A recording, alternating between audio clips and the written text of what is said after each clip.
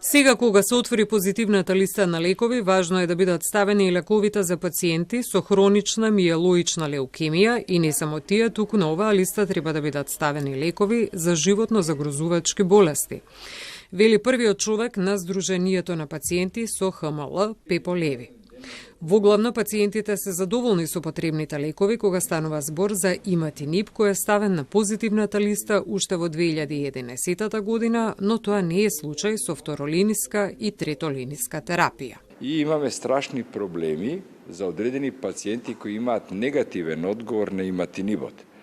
Негде околу 30% на пациенти заболени од хронична миелоична леукемија не одговараат позитивно на иматинибот и они треба да примат тасигна или дасатинип.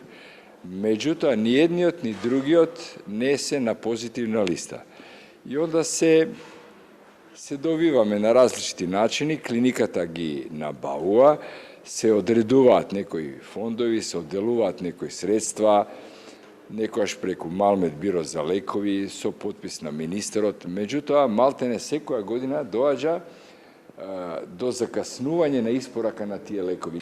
Раната диагностика на сите леукемии, лимфоми и миеломи е исклучително важна затоа што има луѓе кои се болни и година дена додека да добијат диагноза.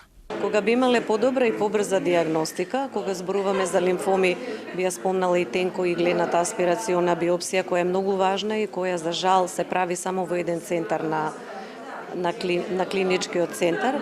Немаме патолози кои што ги работат тие биопсија, се многу важни и всушност со нив се добива и конечната диагноза за лимфом.